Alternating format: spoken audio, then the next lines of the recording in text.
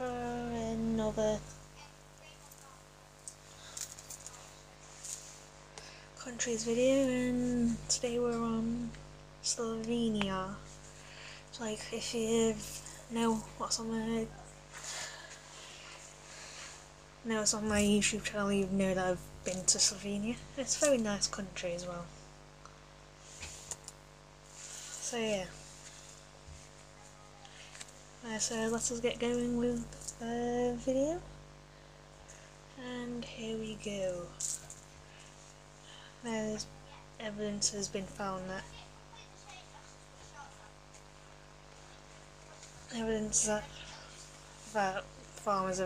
Stone Age farmers have lived there since like 3500 BC in what is now Slovenia.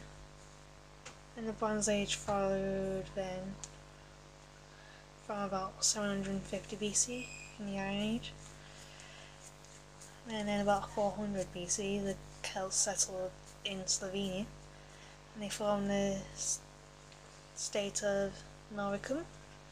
However, in 10 BC the Romans conquered Slovenia, and under Roman rule Slovenia prospered, and like many towns were founded, like Emona, which is now Ljubljana, Celia,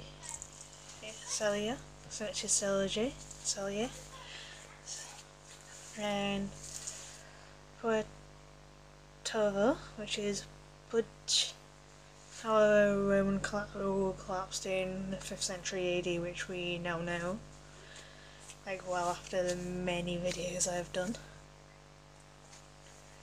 And in the 6th century AD, the Slavs arrived in Slovenia. However, in the 8th century, Slovenia came under the rule of the Franks of Central Europe, and in the 9th century, Slovenia was absorbed into the Holy Roman Empire, which was centered in Germany, while missionaries converted Slovenia into Christianity. And in the 10th to 13th century, Slovenia remained under German domination. However, in early 12th century, the towns founded in Slovenia and trade commerce and flourished. Yet in the 14th century, the Habsburg dynasty came to control Slovenia, as the Habsburg gained Carinthia and Caronolia in 1335, and they gained Istria in 1374 and Trieste in 1382. In the 15th and 16th century, peasants in Slovenia often rebelled. However, all the rebellions failed, but meanwhile the Turks threatened Slovenia, and they were crushed in the Battle of Sisak in 1593, and the Reformation took rock Slovenia. In early 17th century, Protestantism made some headway, but in the century's end, the Catholic Counter-Reformation reconverted Slovenia, and the 18th century was a prosperous time for Slovenia, and the industries flourished at that point. In the late 18th century, religious freedom was allowed, and primary education became compulsory. In the 18th century, Slovenia was a part of the Austro-Hungarian Empire.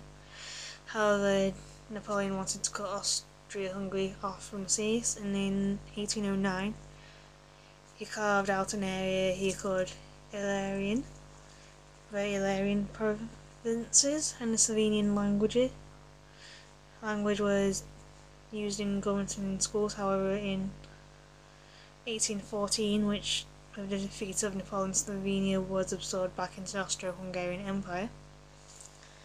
And like in the nearly 19th century, around the same time as Napoleon, Slovenian literature flourished, and the leading figure was Franz Prešeren, who lived from 1800 to 1849.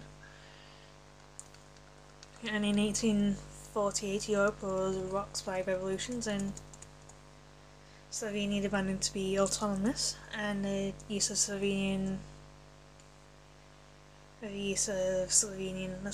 language in schools and government, and the emperor refused to. But during the late 19th century, Slovenes formed political parties. However, they wanted autonomy rather than outright independence,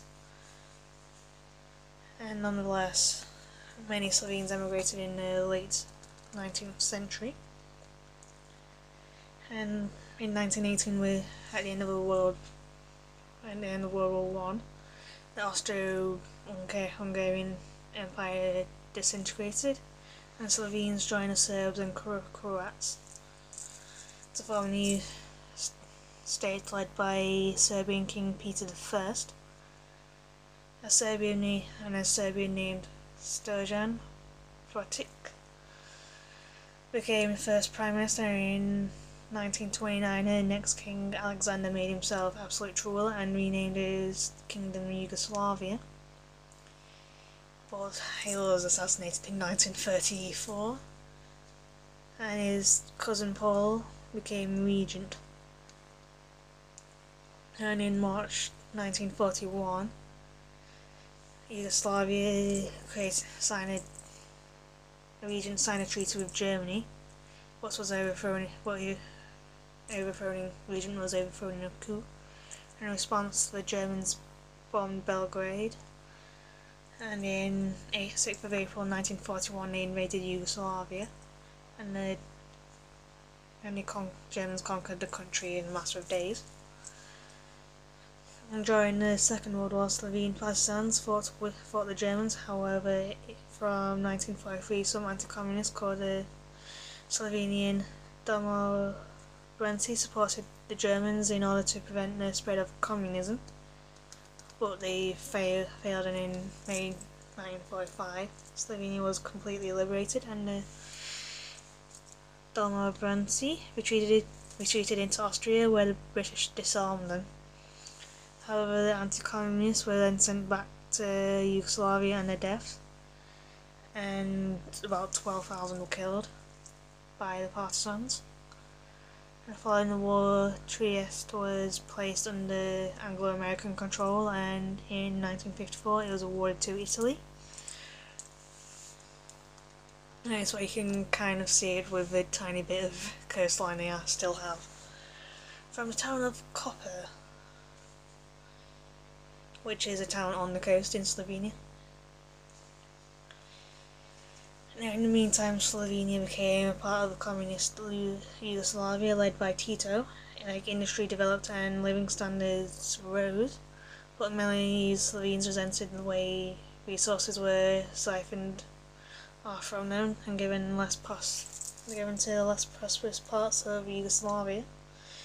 And when Tito died in 1980, in the late 1980s, Yugoslavia began to break up, and in Slovenia opposition parties were formed, and in 1989 they published the May Declaration demanding independence and democracy.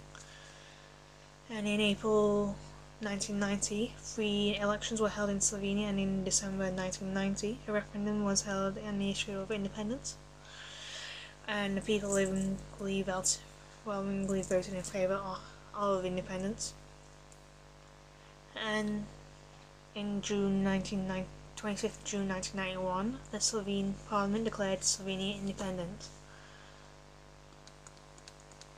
And from there, the Yugoslavian army then made a half-hearted attempt to invade Slovenia on the 27th of June 1991.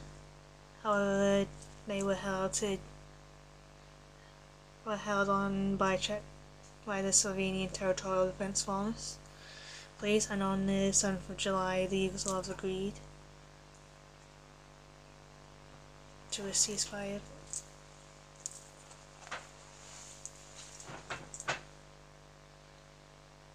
Brokered by the EU. And in December 1991, Slovenia gained a new constitution. And in January 15, 1992, Slovenian independence was recognised by the EU.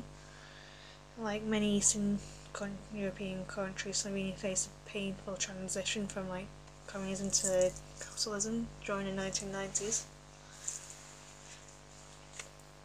But in 2004, Slovenia became a member of the EU and joined NATO, and in 2007 Slovenia joined the Euro. And like the rest of Europe, it was affected by the recession of Slovenia was affected by the recession of 2009, but soon recovered, and today's economy is growing steadily and tourism is flourishing. And the population is currently standing at about 2 million. Moving on to language. Now, the country's official language is Slovene, which makes use of a Latin alphabet, and the Slovenian language has played a special role throughout Slovenian history and is considered one of the foundations of a national identity. In spite of various influences, it has preserved its special linguistic features, most notably in the archaic dual form, with a grammatical number used for two people or things or inflected parts of speech. And even a limited proficiency in Slovenian can help you with in a holiday in Slovenia, which I kind of wish I had.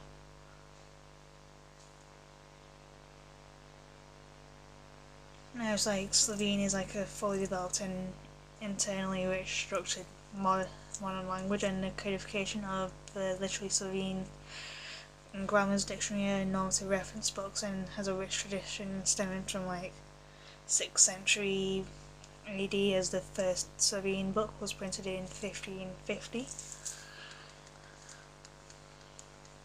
And Slovene is also an Indo-European language.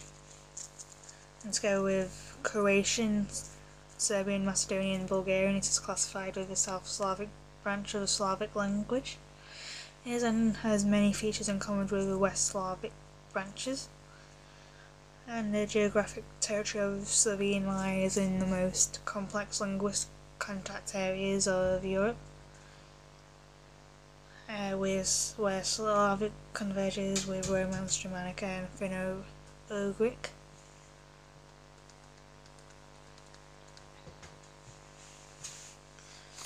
And I was working as it was also Slovene has a number of features in the areas of phonology, lexicology and morphology. And it's orthographically represented its 29 phonemes, and Slovene uses 25 Latin letters, including 3 with a wedge. Now C, Z, S and Z. And Slovene is the official state language of the Republic of Slovenia and the native language of about 2.4 million people, with about 1.85 of them living in the Republic of Slovenia. And despite the fact that Slovenia is a relatively small territory, the small number of speakers, dialectologists have established the presence of 46 clearly defined dialects, divided into 6 regional groups: Carinthian, Upper Crinolan, Lower Crinolan, Littoral, Rote, Styrian and Pannonian. Sorry for botched that. And sources can indicate that 2 waves of Slavic settlement reached what is now Slovene territory in the 6th century, and the Frisian fragment and some other copies show that in the 10th century Slovene was already beginning to take shape from the Alpine Slavic as a distinct language, long after the losses of the Carinthian political independence. from the language and its tradition continued to be used. Like for example, the enthronement ceremony of the Carinthian Duke until 1414. And the Aero-Slovene literary language begins with Prim as Trubar and his Absidrium and Cathecium were published in 1550, and the films under Maria Theresa and Joseph II, the French Revolution and Napoleonic Wars, the use of Slovene in public life began to spread into public schools and offices, and the literacy rate of the population increased. And a new state of affairs was codified into Chernej Capital's Grammar of 1808, and the state of literacy was considerably elevated by the high quality poetic creations of Franz Purcell, Poesie, 1847, and during the second half of the 17th century Slovene began to be widely used. And the Slovene pronunciation norms like S were thus nice important session of the development and growth in public prestige of Slovene at the time and later, and after the collapse of the Austro-Hungarian Empire with Yugoslavia as well. Slovene was not on an equal footing for a long time. But after World War II, Slovene regained status as an official language and was one of the state languages of the Yugoslav Federation.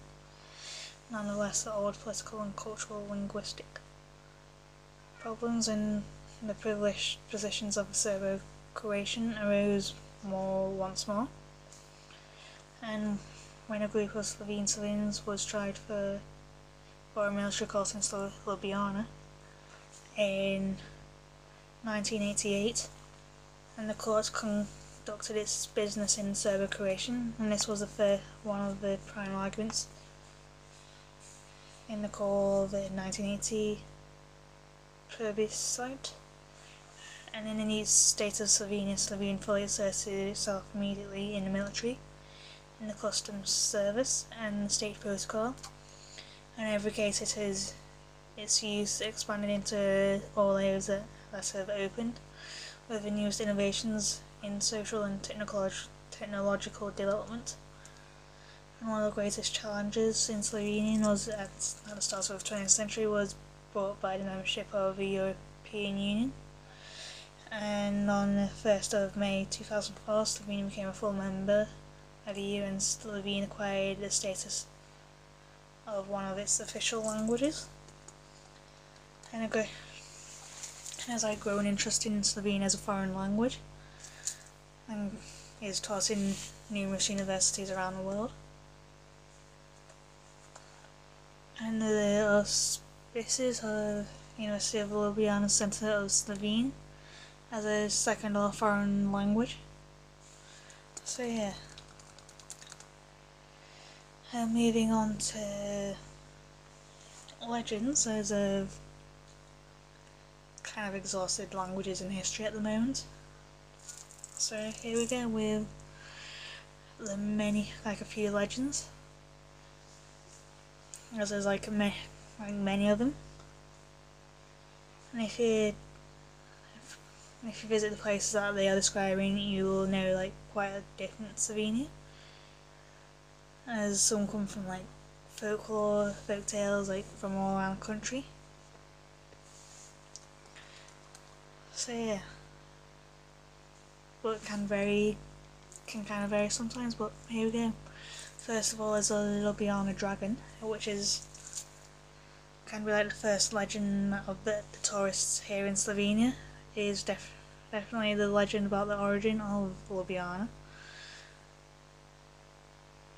As the legend has it that the city was founded by the Greek mythological hero Jason. And for once, it isn't Hercules or anyone, it's Jason. who had stolen the golden fleece of King Aeetes and fled with his friends on a ship called Argo across the Black Sea and up the Danube, Sava and the Yanika rivers. Since there was not enough water, the Argonauts disassembled their ships and carried it on their shoulders to the Adriatic coast, where they continued their journey back to Greece.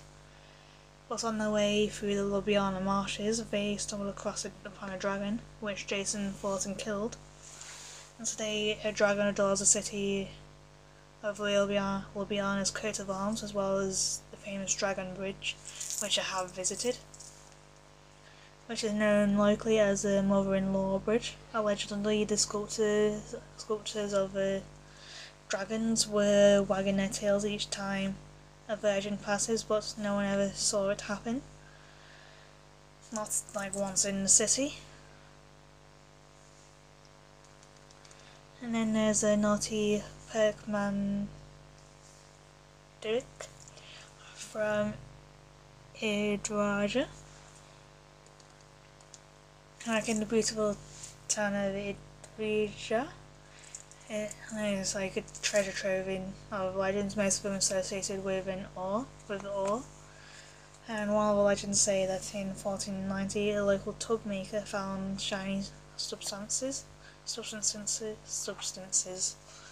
in the stream, which turned out to be mercury, and so the Church of the Holy Trinity stands on the spot where the tub maker made the discovery, and in the centre of the town, today's town, Idrija. Soon ore miners from all around the world began migrating to Idrija.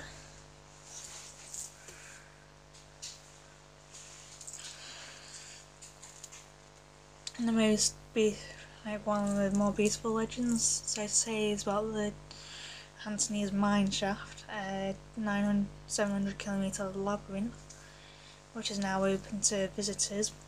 Word has it that the shaft is the home of a very special resident known as a small gnome, Perkmanduk, who has been guarding his underground treasures for centuries. And famous Slovenian history and polymath Janez Vajkard Vassal was writing about him in the 17th century. In his existence believed miners from all over Slovenia. And Perkmanduk loved to play pranks on them.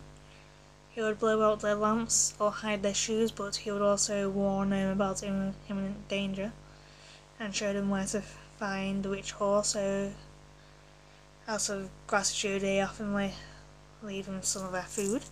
And given the fact that the Idrija mine once extracted as much as 30% of the world's mercury output and is now used to be the second largest mercury mine in the world. The cute little gnome did bring him a little bit of good luck, to say the least. There's Saint Sakreb and his cave. Legends from beneath the surface can also be found in Istria, not far from the village of Sakreb, and there is only one underground church in Slovenia, bearing the name Holy Cave. In the 3rd century AD, the cave was a shelter of young Christian Saint Sakreb. He was only 12 years old and he heard a call of God, and later in his life he miraculously healed a lot of people.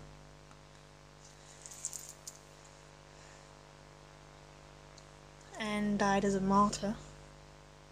And people of Trieste always believed that they were under the special protection of a saint, and they honoured him with the name of the city.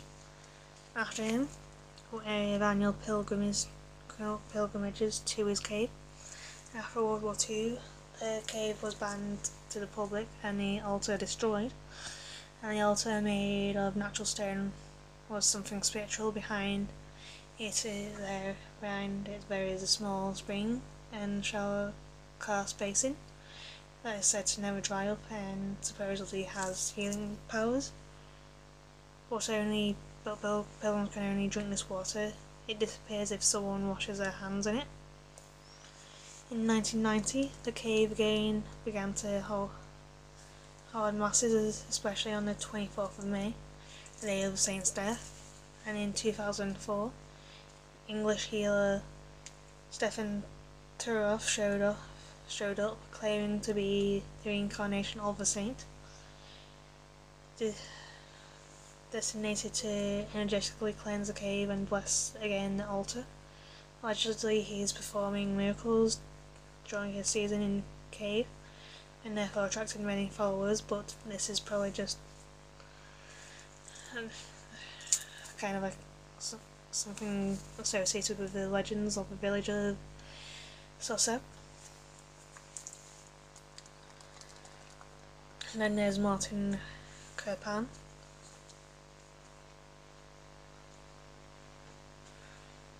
who is a legendary folk hero from Vrl near Sveta Strajica in the region of Privka, is a fictional character of a writer Fran Levstik, created on the basis of the inner Carniolan oral tradition. It is a story of the strongest man in Slovenian lands, who defeated the brutal Turkish warrior Brivdavs and thus saved the Imperial Vienna from the enemy. Levstik wrote in his novel in 1858, during the time of the Austro-Hungarian Empire, which Slovenia was then part of. And the story of Kripan is talking about the native village of near Sveta Trojica, but unfortunately the village where the name does not exist in reality. The exact location of his home remains a mystery, although it is like searching for the Holy Grail, as every village wants to take him for his own. And it's said that Levstik found the inspiration of his story in the castle of Kalek, where he once met an unusually strong local blacksmith.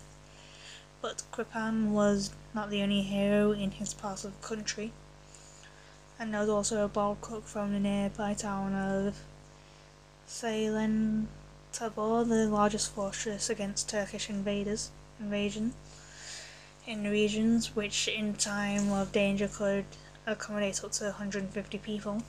And during one of the particularly long-lasting sieges, almost all brave men had been killed, and the cook decided to intervene, and she started throwing stones and pouring boiling tar over the enemy. But she came up with an excellent idea.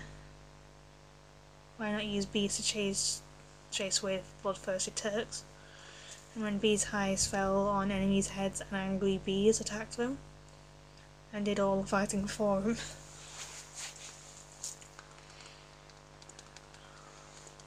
And it's probably one of those where it's a bit like, it's like the whole thing's kind of based on like little bits here and there from all over the place, just kind of dragged into one.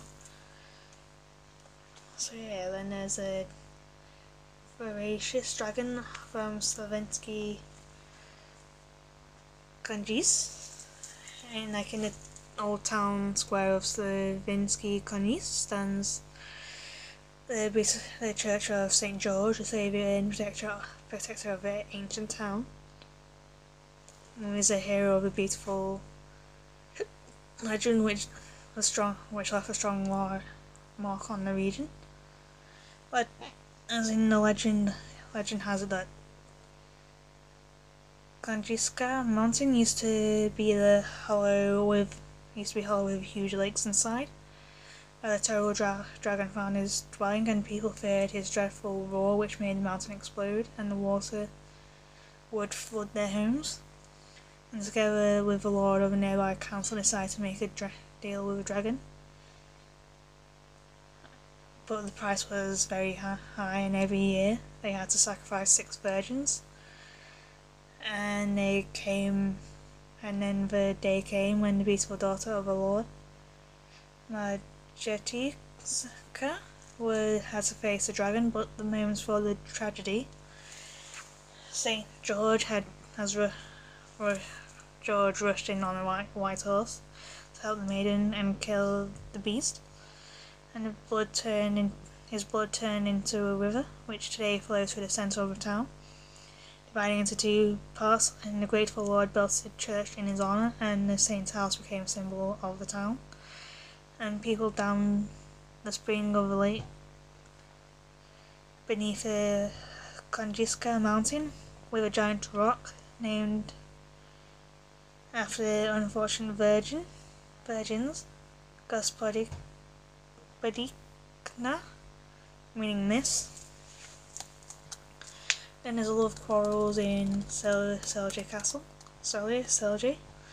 I never really got it. Grandma says Selje, but something like that. But I keep wanting to say Selje. Please make a note of this in the comments below if you know how to actually pronounce it. Well, the old I'm going to say Selje. Well, the old castle in Selje is only partially preserved. It has once been the largest fortification on Slovenian territory. Particularly impressive is the 4-storey Frederick's Tower, offering beneath breathtaking views of the city and the river Savinja and the surrounding mountains. The tower is connected with like the legends of the unfortunate count called Frederick II. Friedrich had killed his first wife so he could marry Veronica, a beautiful young woman of poor descent. But he angered his father Hermann II so much that he imprisoned his son in the tower and made him starve. And Veronica was accused of witchcraft, but managed to clear her name. However, Hermann later got her drowned, and Frederick survived thanks to an underground tunnel, through which he was secretly being supplied with food. And there's also many other interesting myths related to the castle, one of which is about a farmer, Danilo, and his daughter Majanka. One day Count Ulrich laid his eyes on the handsome girl and ordered his soldier to bring her to the castle. Her father tried to save her, but it was too late, as Majanka died dishonoured and of violent death. Upon learning this, Danilo cursed the castle and Ulrich, saying the words, "I curse the castle you reside in. Let only owls and crooks live in it." The curse soon came true, though not entirely, as today numerous visitors and cultural events do not give rest to the old. What do you want? Okay. I almost do the last one legend as I'm getting my shoes on.